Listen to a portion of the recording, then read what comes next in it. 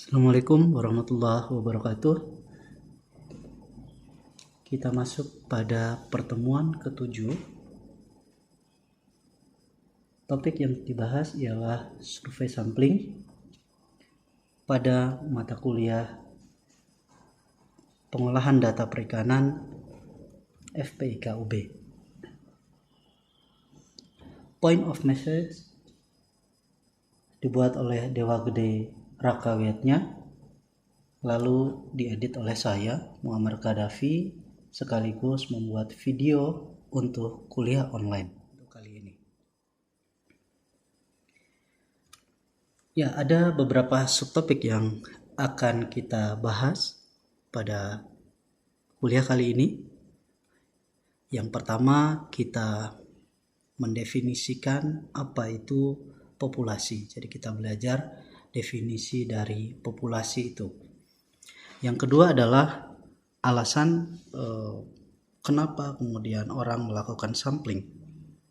Jadi beberapa alasan atau kondisi yang menyebabkan kita melakukan atau memilih metode sampling.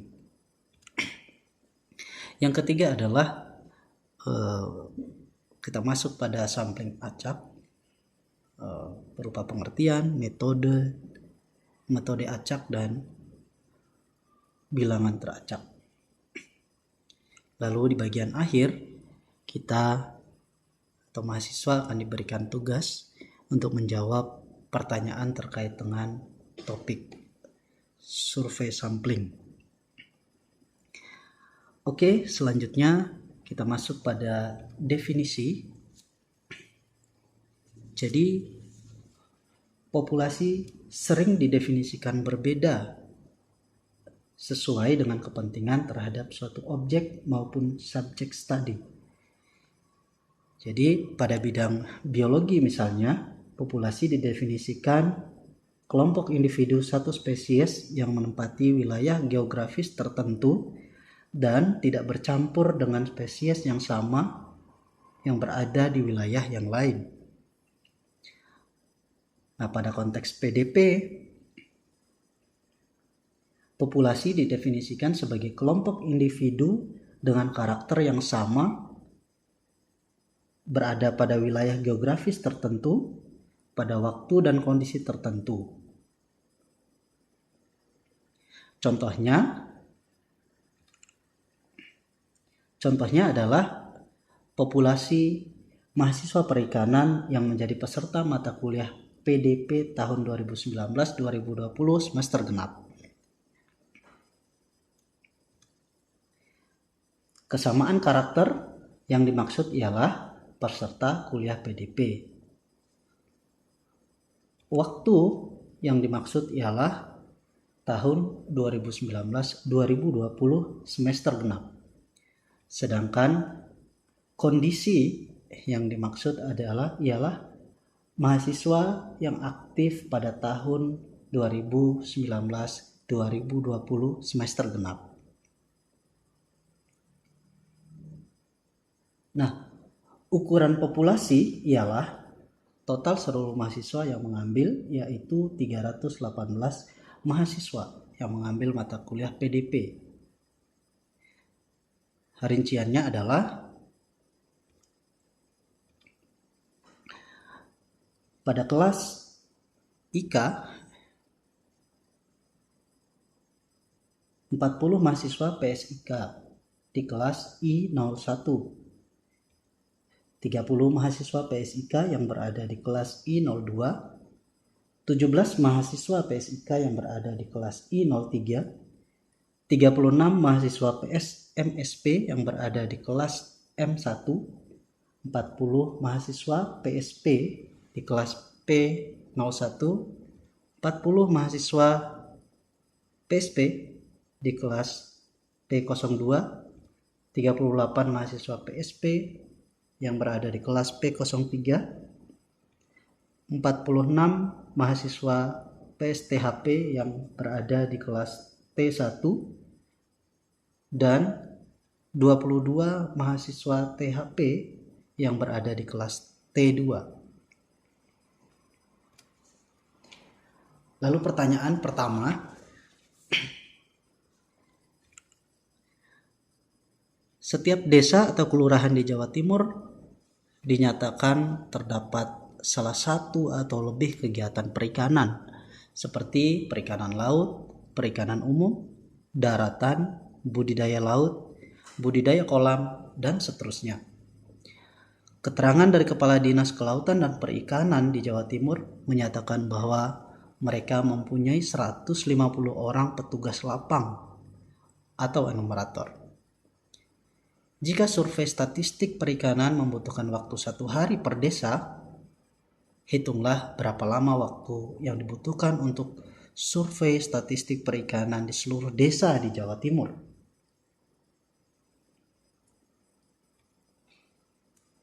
Nah, survei statistik perikanan harus dilakukan paling sedikit 1 kali dalam setahun, tergantung jenis statistik yang akan disurvei.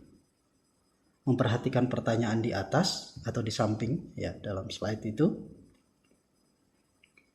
enumerator perikanan tidak akan punya cukup waktu untuk menyelesaikan survei di seluruh desa atau kelurahan di Jawa Timur. Oleh karena itu, Dinas Kelautan dan Perikanan DKP Jawa Timur memilih teknik sampling dalam survei statistik. Teknik sensus ialah pengamatan yang dilakukan pada seluruh anggota populasi, sedangkan teknik sampling ialah metode untuk memilih sebagian kecil saja dari anggota populasi. Sampling didefinisikan sebagai kegiatan untuk mendapatkan data atau informasi dari sebagian anggota populasi. Sehingga keseluruhan populasi diberi simbol N besar, sedangkan seluruh sampel diberi N kecil, diberi simbol N kecil. Nah, dengan demikian maka N kecil kurang dari sama dengan N besar. Jadi semakin besar N kecilnya maka hasilnya akan semakin mendekati dari keseluruhan populasi. Maka hasilnya akan menjadi semakin baik tentu saja. Lalu mengapa kemudian orang melakukan sampling atau alasan melakukan sampling? Sebisa mungkin pengamatan dilakukan terhadap seluruh anggota populasi. Namun dalam beberapa hal, pengamatan atau pengambilan data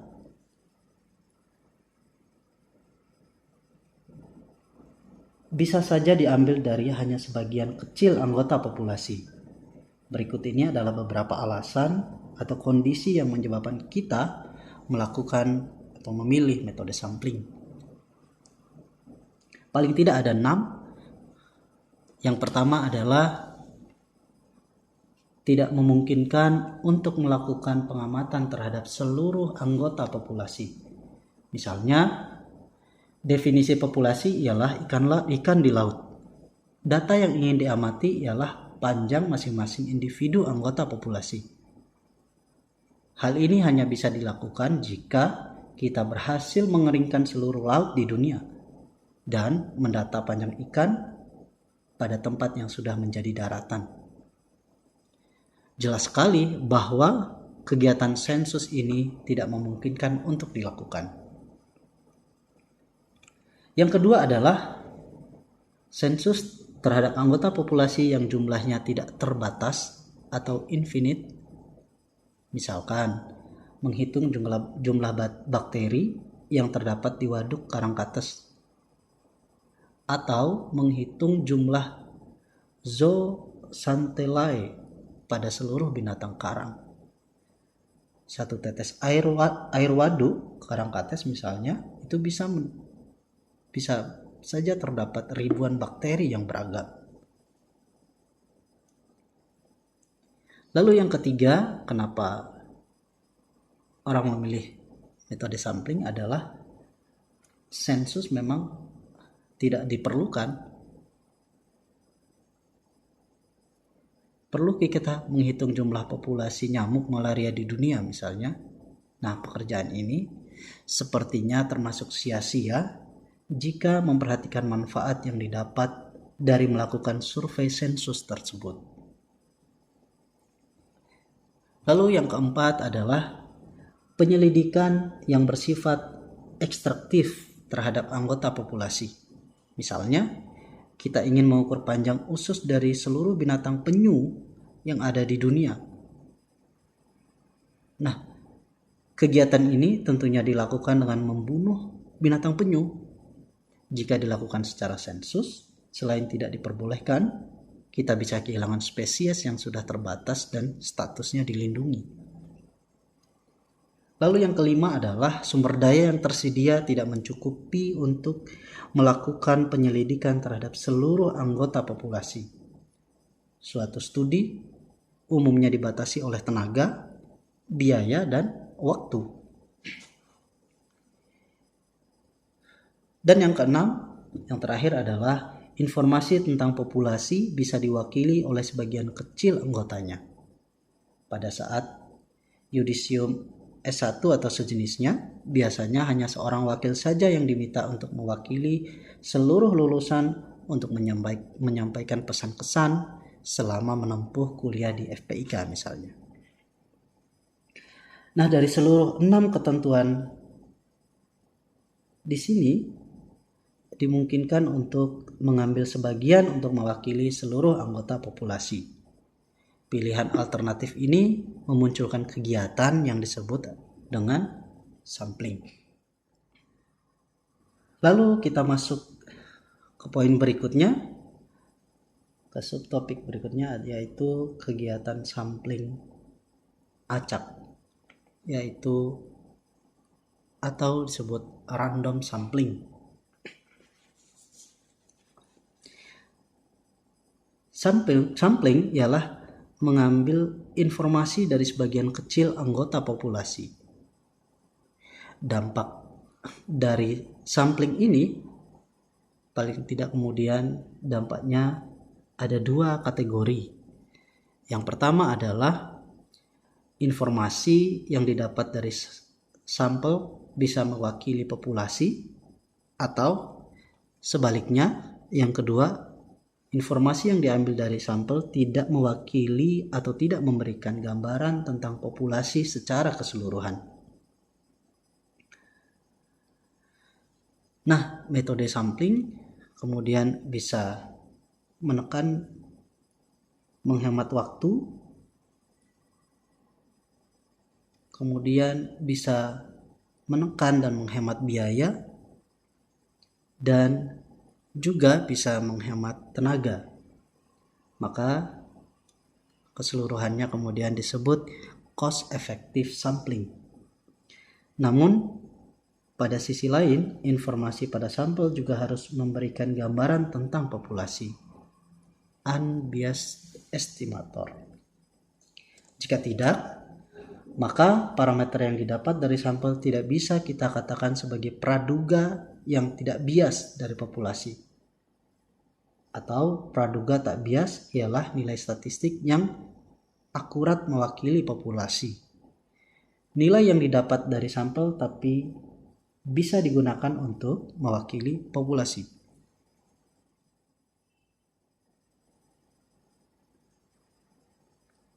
Nah, ketentuan ilmu pengetahuan menyatakan bahwa sampel yang dianggap bisa mewakili populasi ialah bila masing-masing anggota sampel bisa terpilih dengan mengikuti kaidah peluang. Jadi, peluang A, B, C, D kemudian mempunyai peluang terpilih yang sama. Nah, metode ini disebut acak atau random.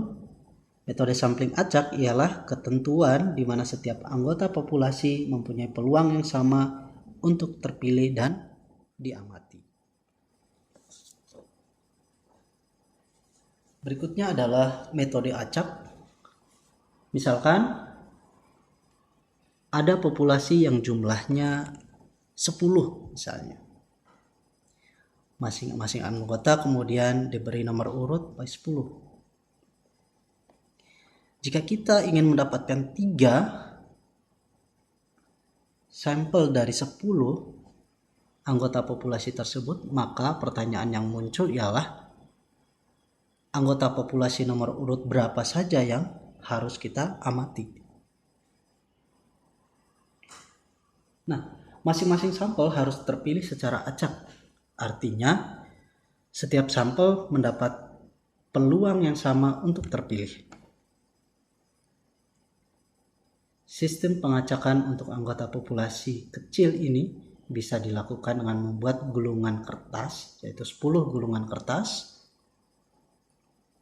Masing-masing kemudian diberi nomor 1 sampai 10. Masing-masing kertas digulung dan dimasukkan ke dalam kotak. Kemudian dikocok dan diambil secara bebas 1 gulungan kertas. Ketika akan diambil, setiap nomor mempunyai peluang yang sama untuk terpilih. Nah, besarnya peluang masing-masing nomor untuk terpilih ialah 1/10 atau 0,1. Setelah terambil, peluang nomor tersebut terpilih. Jadi peluang nomor tersebut terpilih tentu saja menjadi 1 atau pasti.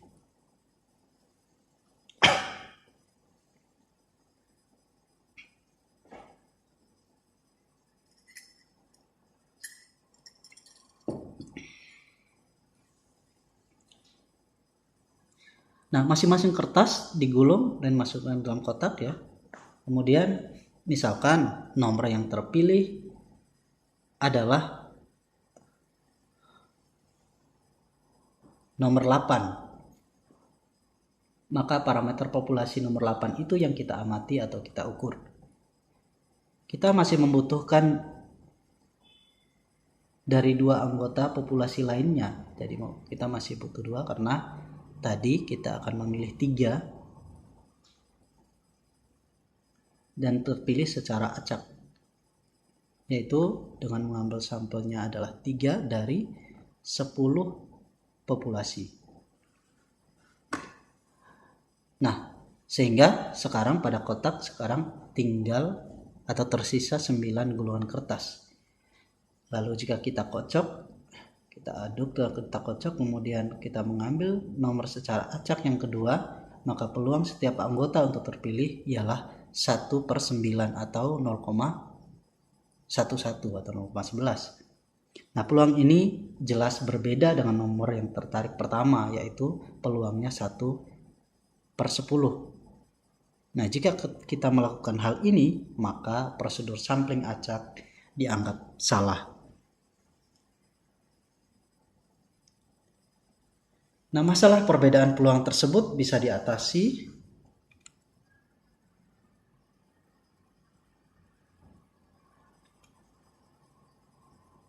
dengan mengembalikan kertas yang sudah terpilih atau terambil pada penarikan pertama. Nah, ketika kertas pertama dikembalikan lagi kepada kotak, maka setiap anggota populasi kembali mempunyai peluang yang sama untuk terpilih pada penarikan kedua. Sehingga peluang nomor 8 untuk terpilih kembali tentu saja ada. Nah, pada kasus ini dikenal istilah acak dengan pemulihan, random with replacement, dan acak tanpa pemulihan atau random without replacement. Nah, metode acak pada dasarnya dilakukan dengan pemulihan, jadi with replacement. Walaupun ada peluang satu anggota populasi terpilih secara berulang. Berikutnya adalah bilangan teracak atau random number.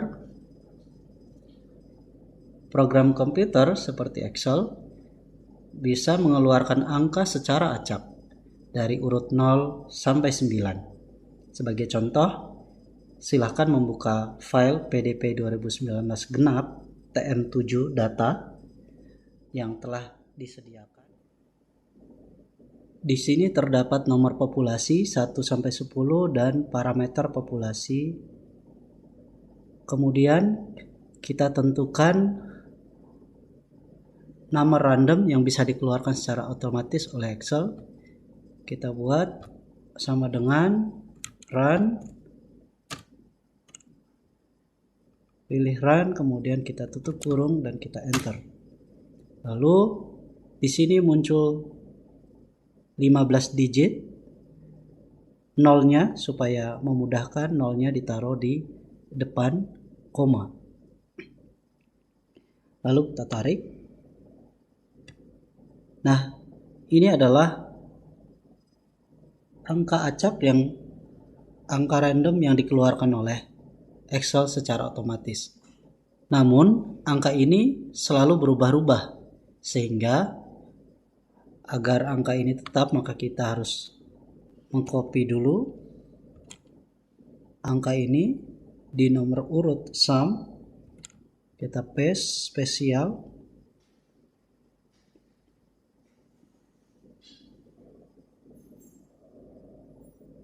value-nya saja kita paste, kemudian akan muncul angka seperti ini.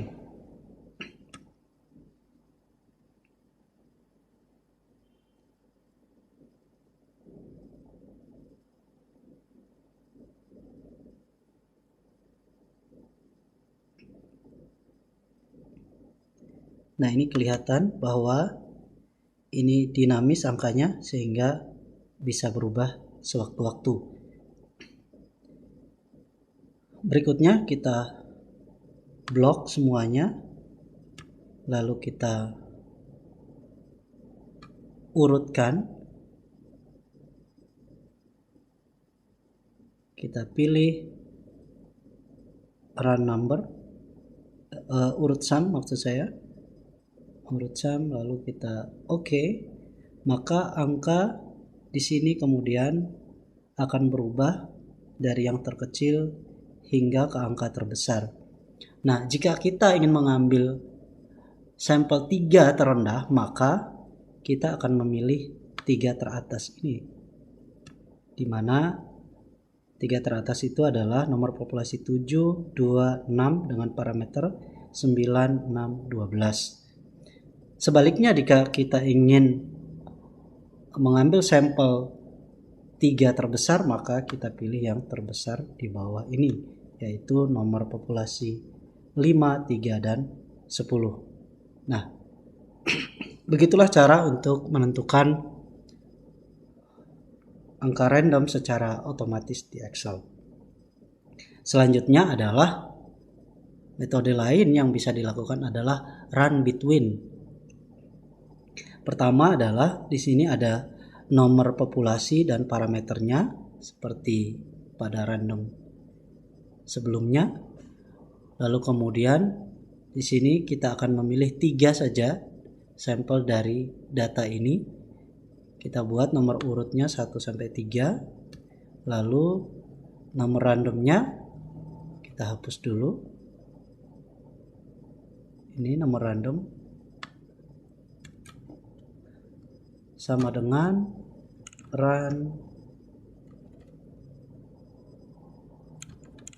run between, mulai parameter nomor populasi 1 hingga populasi 10. Tutup kurung, kita enter, maka kita akan mendapatkan nomor random. Nah, bagaimana dengan parameternya? Maka untuk supaya parameternya mengikuti nomor randomnya secara otomatis, maka kita membuat formula seperti ini.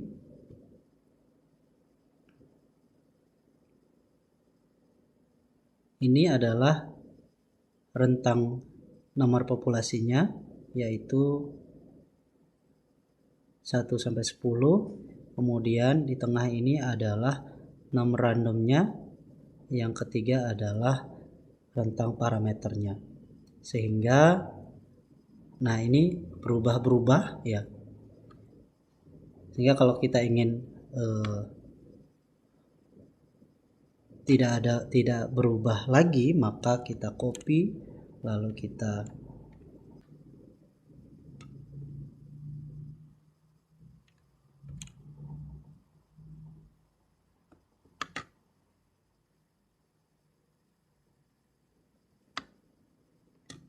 lalu kita kembalikan ke atas. Maka ini adalah 3 sampel yang terpilih dengan metode run between. Kita lihat data mahasiswa Q13, total mahasiswa laki-laki 110 orang, mahasiswa perempuan 176 orang, total populasi adalah 286 orang. Sebagai N besar, jika kita mengambil sampel 10% dari total populasi, maka N kecil adalah 29 orang. Rata-rata tinggi populasi adalah 162,1 cm. Rata-rata berat populasi adalah 56,9 kg. Sebelumnya kita sudah pelajari bagaimana menghitung standar error, T-hitung, T-tabel baik satu arah maupun dua arah. Lalu sebelumnya juga kita sudah belajar tentang hipotesis, di mana H0 adalah jika rata-rata tinggi populasi sama dengan rata-rata tinggi sampel, dan H1 rata-rata tinggi populasi tidak sama dengan rata-rata tinggi sampel. Untuk lebih jelasnya kita lihat simulasi Excel sebagai kita buka sheet data mahasiswa. Di sini ada nomor sampel, nomor random, lalu parameter tinggi dan berat. Nah, nomor sampel di sini ada 29 sesuai dengan jumlah sampel yang dipilih, yaitu 10% dari total populasi. Kemudian nomor random kita hapus dulu supaya kita dapat mencoba secara langsung. Oke, lalu kita pilih data analysis, kita pilih sampling, kemudian kita input range-nya yaitu 1 sampai seluruh jumlah populasi. Kemudian kita masukkan nomor sampelnya, jumlah sampelnya yaitu 29. Kemudian kita pilih tempat di mana random itu ditempatkan, yaitu di nomor random. Lalu kita OK saja. Kemudian nomor random ini akan muncul. Nah, agar nomor random ini sesuai dengan urutan tinggi dan berat, maka di sini harus di sini kita tulis sum if range, supaya tidak berubah maka dikunci dengan tanda dolar seperti ini. Lalu ini ada koma nomor random di sini, lalu diikuti dengan parameter tinggi.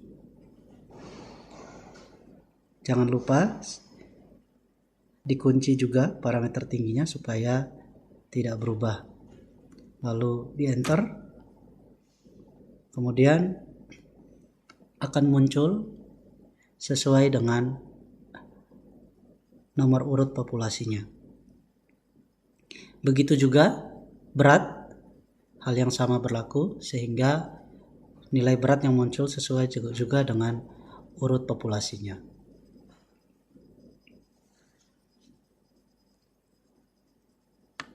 Nah, berikutnya adalah kita menghitung rata-rata minnya. Rata-rata sampel adalah 162,2. Standar deviasinya adalah 9,667 sekian. N kecil adalah jumlah sampelnya 29, standar errornya adalah 1,795. Lalu kita hitung T-hitungnya, kemudian T-tabelnya. Nah, di sini terlihat bahwa T-hitung sama dengan 1 dengan nilai tabel menggunakan 2 arah, dengan peluang benarnya adalah 95,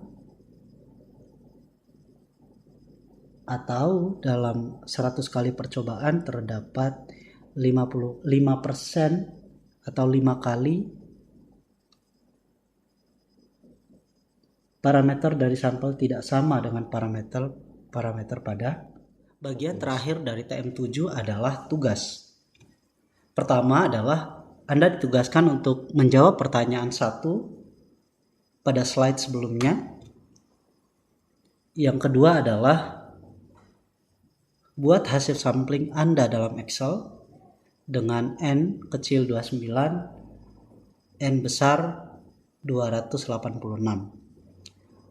Kemudian lakukan pengujian terhadap parameter berat yang Anda dapatkan. Apakah sama atau berbeda secara statistik dengan nilai populasi.